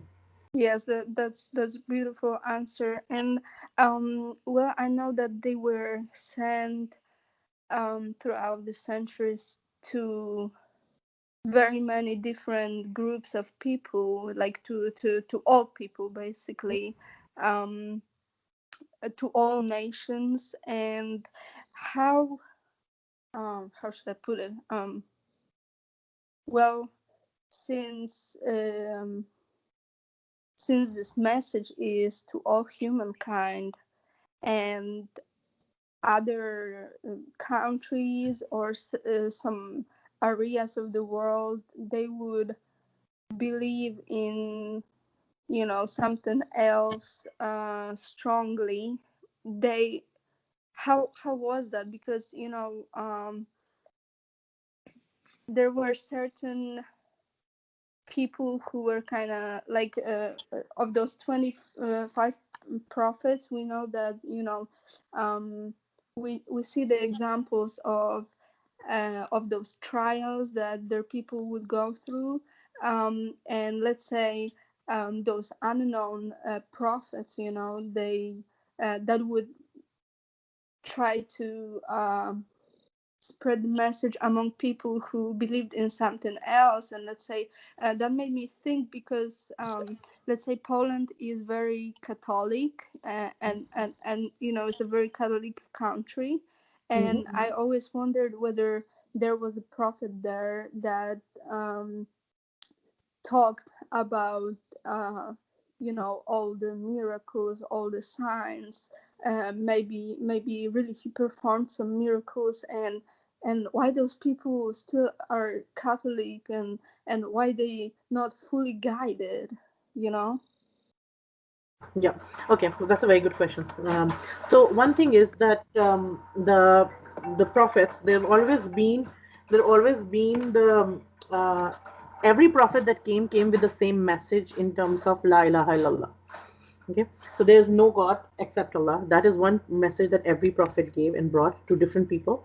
And but over time, once the prophet goes away, like for example, till the time Musa alayhi salam was there, even then, as we learn from the history of Bani Israel, people will keep opposing him. People will keep asking and saying things that like we'll see throughout the history how they were arrogant, how they were behaving in a in a way that they would keep defying him because there is Shaitan, which is a reality. Shaitan is our enemy. We learned about that from the very beginning. Shaitan tries to mislead people, and then we have our own desires. Because, like, to follow the command of Allah, you have to put your own self down many times. You'll have to fight against your own nafs at times. You'll have to fight against what you really want to do, and that's not an easy thing. You're in a position to oppress someone else or take away somebody's rights, but when you're following God, you will stop yourself from doing it, and that's not an easy thing to do. And a lot of other faiths which developed they have more of political and economical reasons as opposed to religious reasons, because the when religion tells you that you have to, for example, in Islam, when it tells you that it could be a janitor of the building and it could be the CEO of the building, but both when they're praying in a jama, they have to stand shoulder to shoulder, and nobody is like higher than the other person in authority, right? So both of them are equal standing. So that's not an easy thing to kind of do if a person does not want that, if a person want a high status for himself. So then what happens is, if the other faiths that developed slowly were to create this hierarchy amongst human beings, and it happened at all places. Yes, Catholicism is there, but there's also, if you look at Hinduism, it's the same thing. If we look at the deviations or the changes that were made in Judaic traditions, it's the same thing. They wanted to create a hierarchy. Somebody wanted to be more powerful than the others, or more knowledgeable than the others, or other things, and that led to that. But then prophets kept coming back. So, for example, in a generation, there'll be trials. A prophet comes, he fixes people. People are going down a bad path, right? They've got the guidance, but then they started worshipping idols. Deviations start to develop after the prophet's gone, or even at the time the prophet's still there. They start going away, away, away. Then Allah subhanahu wa ta'ala sends a prophet to bring them back, guide them towards this. Some people come back now, but then there are some others who are way far, and they're like, we are not going to come back. Some people, if they just see a sign of Allah, they come back very quickly. Some other people, they literally come back after they've broken down from the trials of their life, like something literally breaks them down, but then they come back at that point. They still come back at that time. Like some people are just intellectually, they understand it and they come. Some people, so different people come in different way, but some people are too far, they just wouldn't come. And the prophets would come, they would guide them, they would bring them back, and then in a generation or two, some again deviations will start happening. So this happened again and again. And the last prophet, like what other prophets that came, one difference was that all other prophets that came were specific to that region or that time. So they were a prophet meant for, so for example, if a prophet came to Poland, I'm sure they must have, Allahu Alam, Allah knows who and when, we don't know. And whichever prophet would have come in that region, for example, was a prophet for that time and that region at that particular time, and he gave the message of Allah. He must have had whatever commands for relevant for that time and everything. But all of the prophets that came, every single prophet talked about two things. One, he said, okay, this is the command of God and this is going to happen. And the second thing each prophet said was that there's a final prophet who's going to come, which is going to be at, like, nobody knew when, but there's a final prophet that is going to come who will be the prophet for all mankind. That is not a prophet that will be limited to one race or one region or one people. That will be a prophet for, so anybody who follows, who goes into the depth of their own scripture. For example, I'll give you an example of a person called Yusuf Estes. He was a Yes. preacher, right? And you know about him, right? Okay. So Yes, of Yusuf course. Estes was he used to preach, I think Catholic or Christianity, one of them. I'm not sure which one, but one of those faiths, and he was a preacher and he was like a dai and everything, and he would do a lot of research. But he was one of those people who wanted to do deep research into his scriptures. So he wanted to learn the original Hebrew, and he would ask questions. He would be full of questions, and he would go to his own priests and hire up people, and he would ask questions. Okay, what is this, and where can I learn the original and everything?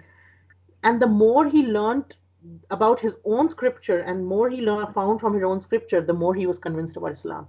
And he came to Islam because of that, because of studying his own scripture in depth and from the very sources, the whatever. Obviously, the original is not available. Like the Quran, we have the original available. The original, any other scripture is not available. We have translations, we have versions of different things, but we don't have the very original with us. But whatever is available, we still have some. And whatever Allah Ta'ala has allowed to be available, that kind of guided them back to this. So in every nation, there will be something there that will guide people to, like Allah Ta'ala does not leave people. Everybody will be answerable according to the amount of guidance that reaches them, right? So if I am going to be answerable to Allah Ta'ala about something, one thing is his, he's so merciful. He will not ask me to be accountable of something that I never got any message for, right? So the message will come to people, that he will ensure at some point in the life. He will give them a message somehow, either through their own scriptures or through some other ways, but the message will reach people, whether it's Poland or India or Africa or America. It could be anywhere in the world, but the message will come somehow. So I don't know if I answered your question, but I hope I did. Yes, you did. Yes, you did. Yes, you did. Okay, Okay, okay, thank you anybody very else much. wanted to ask anything or share anything? I'll go last. Okay,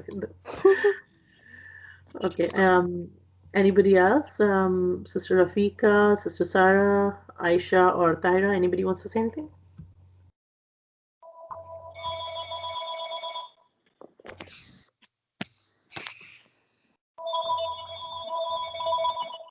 Okay, thank you so much. You're welcome. Okay, Can I sister. Okay, go? you can go, I think. They said just thank you. Okay, so here is the thing. For a very long time, this is deep in my thinking and very close to my heart. The splitting of the sea. So whenever I take my kids to the beach or something, they'll be playing and I stand in front of the ocean all alone by myself and I'll be watching the ocean. The ocean is so mighty, and the waves literally move like a blanket. And if anybody knows how to swim, they know what drowning is. A person can drown in a 3 feet water and die. That can happen. And that little bit of water can cause so much distress. And imagine the mightiness of the ocean and the sea. The thing is, these people were all standing there ready to drown in this mighty sea. And with all this, at that time, they had the literal visuals. Human beings have more impact when they have the visuals and when their senses are touched. And the Yes. sitting of the sea touched their senses in all their senses. They had the visual of the mighty sea with the mighty waves. They had the audio, like with the voice of the roaring sea. And they had the fear in their heart that they're ready to drown. With all that intensity, with that intense sensory thing, Allah Ta'ala showed the miracle of a thing that never happened in their life, that a sea splitting, which is the mightiest thing, one of the mightiest things on earth, a sea splitting. But yet, after that, when they left that moment and they went somewhere, they started worshiping the cow, the calf. How much time difference was there between this miracle and that happened? Is it like hundreds of years? Is it the same generation of the people? I asked this question for a very big reason. Nidhi, how much time was there? Do you know? Um, I have an opinion, but I wouldn't say that because I'm not sure. I'll check and then I'll get back to you because I don't want to say anything that I'm not 100% sure of. So the thing is, let's say in my life, I have gone through some trials, which I say big in my word because every person has different capacity. And for the amount of suffering, I say it's a big. So literally, when those trials are finished and Allah Ta'ala relieves me from those, I want to remember them forever. And I know my human brain that I will forget. And after 2 years of something, a trial for me, I made a little gold locket that still hangs in my neck. That is a symbol of that time, the miracle that Allah Ta'ala did with me and how Allah Ta'ala walked me through those 2 years. And let's say something else happened, which I went through for about a year. And that was very painful. And that happened in a location. And every time I turned that corner, I say that not every time, but most of the time I say, Alhamdulillah, thank you, Allah. Or I say the verse Allah Ta'ala showed me, first Jabnalahu wanajjainahu min al-gambaqtalika min mumminun. I think about that. I was thinking it happened to those human beings. We are all human beings. We are all made of that same flesh and same blood and same thing. If it happened to them, that forgetting can happen to us as well. And I keep pondering how, how after seeing the sea splitting, how can somebody say no? But many times, human beings, if they didn't go through that particular situation, they may not have that intense, deep sensory input, and they may not know what the depth of that is. But I always ponder how could this happen, Allah Ta'ala? And as the time goes by, things get diluted. We keep forgetting. The sensory details will be gone. Then the major details, things like that slowly will keep fading off from our memory. But how did this happen is my question. And I'm afraid to even say because I don't want Allah Ta'ala to show me this one. No, Yeah, I'm of course afraid not. of that. Of course not. And You know what I'm getting from the thing is, see, that's the reason why Quran, one of the names of the Quran is ad-dhikr, right? So, which is remembrance. Okay. So what happens is the thing is when we keep, and that's why that's supposed to be a lifeline of a believer. How do we do dhikr of Allah Ta'ala? Now, there's many ways of doing dhikr of Allah Ta'ala. We could be sitting and saying Subhanallah, Alhamdulillah, and thinking about Allah Ta'ala. You could be looking at a creation of Allah Ta'ala and thinking about Allah Ta'ala. You could be reading the Quran and learning the Quran like you're doing now, and that's reminding us of Allah Ta'ala. You could be going through your own experiences, like you said, you going through that turn and remembering that thing or the thing that you put in your neck. So not every time you'll have the same experience, but as long as you keep tying yourself to Allah Ta'ala, you don't let go of that remembrance. One of my mentors, she says that if you think of faith like that, it's like you're trying to climb up a slippery slope. Okay, so what will happen is, or what happens on a slippery slope when you're trying to climb up? If you stand still, then you won't stay at the same place. Then you will start to slip down. So the key here is, and not every day will be the same. It's not a straight up journey, like it's not a graph that will straight go up. It will always, and that's why iman will keep fluctuating. Our iman would have highs and it will have lows. There are days that you'll feel so thankful and so grateful, and that there will be days that you'll feel so frustrated that you'll like literally like, yalla, I don't want to say anything, because if I utter a word out of my mouth, it will not be a good word. So I don't want to say anything today, because I'm just not, and I'm trying hard, but I'm not being able to maintain that kind of composure or that kind of remembrance or that kind of gratefulness. We will have those phases. Each one of us will have those phases.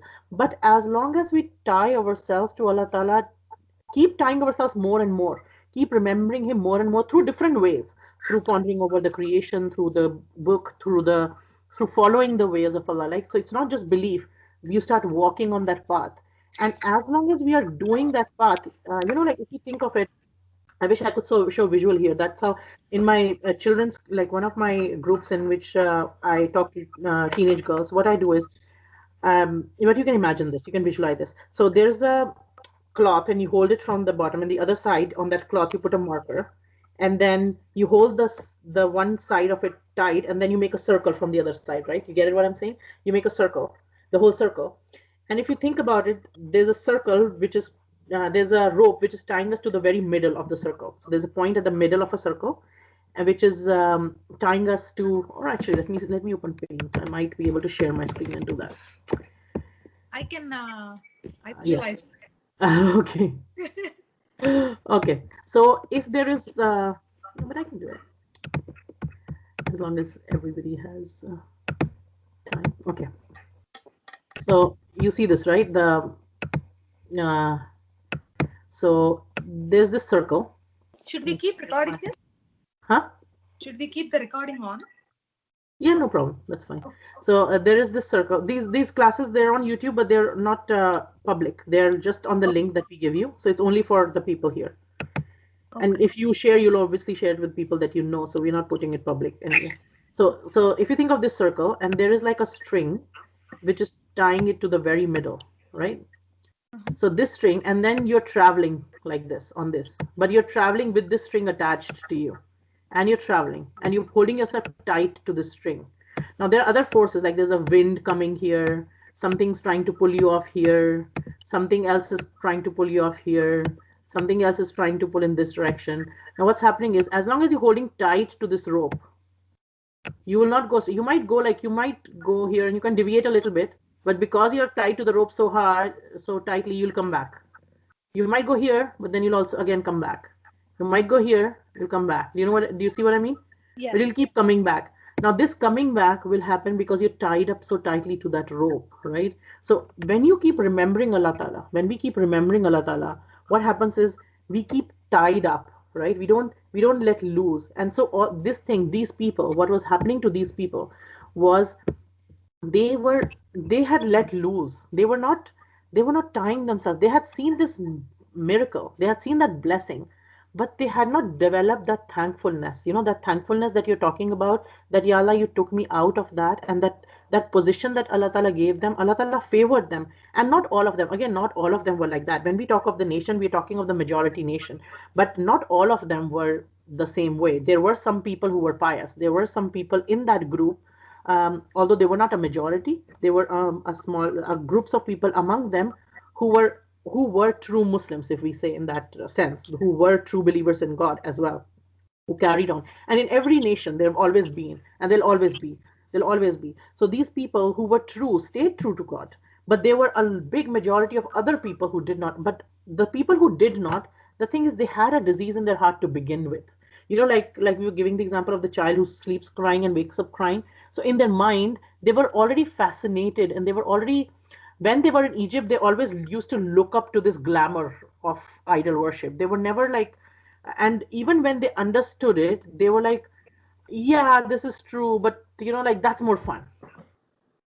So their hearts were not ready to let go of this world. And this world, if you think of it, this world like this world's like an addiction, right? And it's like if anything changes our lifestyle even a little bit, we resist it.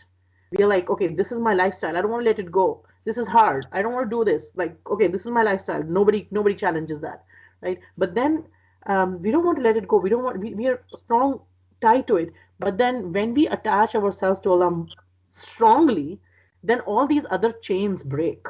But these people had not broken all those chains. You know, I'll give one example. It's a silly example, but like just to give a point. After you accept Islam or something, sometimes you might have accepted Islam by yourself in your house, but some of us, and I'm sure a lot of us have experienced that, we want to make it public. We want to like burn all of our bridges in a sense. Like that's the feeling I used to have. I had accepted Islam, I was praying and everything, but I wanted to do a public thing, not for anybody else to listen, but for my own self to understand, okay, I'm not never going back to that again. I'm never going back to not believing in Allah again. So there's a certain level of faith that I will attach to. Yes, my iman will go up and down, but inshallah, Allah will not let us go astray. And but that's a fear that a believer lives in. Again, what you were saying is that you have this fear that Allah Ta'ala never, and that is taqwa. That fear itself is taqwa. Because what does that do? That fear, and a believer, the one of the Ibn al-Qayyum actually explains that the when we pray to Allah, our connection with Allah subhanahu wa ta'ala is like a bird. So the head of the bird is love, and the two wings on which the bird flies is one is hope and one is fear. So we hope the best from Allah Ta'ala, but we always keep the fear alive. Umar radiallahu anhu, actually, he was one of the companions of the Prophet sallallahu alaihi wasallam, who was also one of the Khalifa of the Muslims after that. And he used to say that, and he was one of the person that the Prophet ﷺ said that if there was a prophet, if there was to be a prophet after me, then it would have been Umar.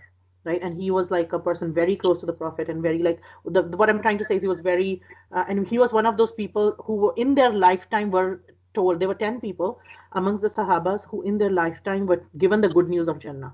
Like he was amongst those 10 people. So this person is not like he's fought battles with the Prophet, he's done migration with the Prophet, and his daughter is married to the Prophet sallallahu alaihi wasallam. So he's like a big deal and everything, right? And he's a Khalifa, leader of the Muslims later on after the Prophets had passed away. The second big Khalifa. So Umar radiallahu anhu, he said to the effect of that, if I got to know that the whole world, every single human being from the beginning till the end was going to Jahannam, but there's only one person who's going to Jannah, I will have hope in my heart that I will be that one. And also at the same time, if I came to know that the whole world with every single person in it was going to Jannah except one person who will go to Jahannam, I will have the fear in my heart that I'll be that one person who will go to Jahannam. And until if I put if I'm my my one foot is inside Jannah and my one foot is outside, I will not leave that fear. That fear will not leave me until both of my feet are inside and I'm totally inside. My every body part is inside Jannah. Until then, I'll have this fear. And and scholars comment on this to the fact that that fear, that is faith. And having that fear. So the point with these people who had seen this thing and everything, and yet they had fallen into, they had seen this and they had come out of the sea and everything. After that, they saw a nation who was worshipping a tree, and they asked Musa alayhi salam to like, okay, can you make some idol for us that we worship? So it was, and can you imagine the state of Musa alayhi salam, the kind of frustration and anger he must have felt? Like, okay, I just got, like Allah Ta'ala gave so much thing, and we are trying to establish the worship of Allah Ta'ala on this earth, and these people, how are they behaving? And that's why there's a big this ummah, like we always keep talking of why is it this ummah special and why is this the beauty of Islam and everything. The beauty is when we learn about the biographies of the Sahabas, the people who were around the Prophet sallallahu alaihi wasallam, the kind of following that they did, the kind of following that they had for the Prophet sallallahu alaihi wasallam. He would say something and they would not say, they would say we heard and we obeyed. They would understand the logic later, but they would hear and they'll obey. So the thing is, as we obey more and more, when Allah Ta'ala gives us a commandment, sometimes we understand it, sometimes we don't understand it, and yet we obey it. Because like Allah Ta'ala gave us, it is my God told me that, as far as I've understood that it is the word of my God, I have got the thing, I'll obey it and I'll try to understand it as well, but I'll start obeying it right away. Like, for example, if somebody says, okay, why are there five prayers? Why couldn't there be three? Three makes more sense. Why couldn't there be two? So I'll only start praying two until you explain to me the logic of five. Astaghfirullah. Like if somebody says that, for example, now that's not following. As opposed to that, there's another person who says, I really feel, intellectually speaking, that three makes more sense because of blah, blah, blah, blah, blah. But because Allah Ta'ala said that there must be some wisdom that I don't understand yet, I'll start praying five, but let me try to get the knowledge of why five. So that person now, this person is still following. It has still has the same mental capacity of the other person, but he's still following the faith. And as this person follows the faith, Allah Ta'ala blesses with him with more. Like they say that as you give charity, Allah Ta'ala increases your wealth. So with Iman, the thing is, as we keep following Islam, as the more we learn about our religion and the more we keep following it, despite our own, we put ourselves down, like we put our own ego down and keep following it. Each one of us has ego. Yes, like supposing there is an argument going on, somebody is saying something mean or something vindictive. I know I can trash this person. I know I can, if I want, I can say 100 mean things. If the person said one word, I know I can say 100. But because I know that my Prophet ﷺ said that, when there is an argument, then try to, the one who leaves the argument, even though he thinks that he's in the right, will get a place in Jannah. I remember that hadith and I keep myself quiet. Then I'm trying to follow something. I might not be following it perfectly, but I'm trying to follow. And in that trying to follow, Allah Ta'ala will protect me. So the difference between us fearing that thing and going towards Allah Ta'ala, how we are going to protect ourselves, we are going to keep hold of that fear. We're not going to let go of that fear. We're going to have that fear that, Ya Allah, don't let me out. I don't want to leave. Like every morning and every night, a believer sheds this tear. Ya Allah, please don't let me go out of this. Please don't let me go out of Islam. Please keep my faith alive till my last breath. Every time the shaitan tries through different ways, just keep my faith secure. That believer, this is the biggest fear of a believer. Ya Allah, I don't want to leave my faith. This is, I could lose anything but my faith. This is most precious thing to me. But at the same time, the believer starts walking on that path as well. The difference on these people, on the other hand, was some of these people, again, I'm mentioning that again, it's not all of those people. A lot of those people, what they did was, who are mentioned in the Quran, in the stories of Bani Israel, these arrogant or egoistic or people, they were not ready to follow. They were like, yeah, you saved me from here. Okay, you're giving me this divine food. Food is coming. I'm bored of this. I want something else to eat. Yeah, come on. Am I going to eat this every day? I want something else. Can you go and ask your God to give us some more food of different kinds? Okay, okay. And they felt somehow that they are entitled to this. That's the difference. They felt that they have been saved because they are some special, like, okay, I'm entitled to this. Other people are beneath me. I'm entitled to this. As opposed to a believer who feels that Allah blessed me. This is nothing of special of my doing. Allah chose me, but that's a big blessing of Allah. That's the difference.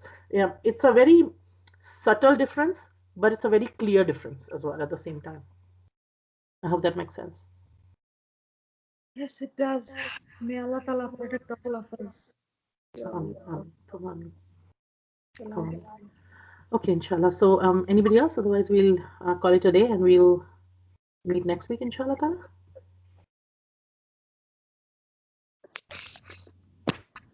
Okay, we'll carry on then. Okay, I say one thing. Anybody who is there, like Aisha, Fatima, Alex, or somebody, start the Qaeda class at 10:30. Like, send a message. Even if I forgot, please send the message and the join.